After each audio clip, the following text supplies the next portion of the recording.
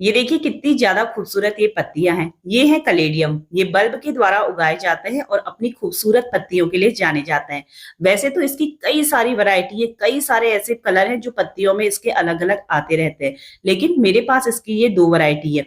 ये एक बल्ब वाला पौधा है जो सालों साल चलता है। सिर्फ दिसंबर और जनवरी में हमारे यहाँ पे इसके पत्ते सूख जाते हैं, लेकिन जैसे ही फरवरी लास्ट आता है फिर से इसकी ये पत्तियां निकलने लगती है।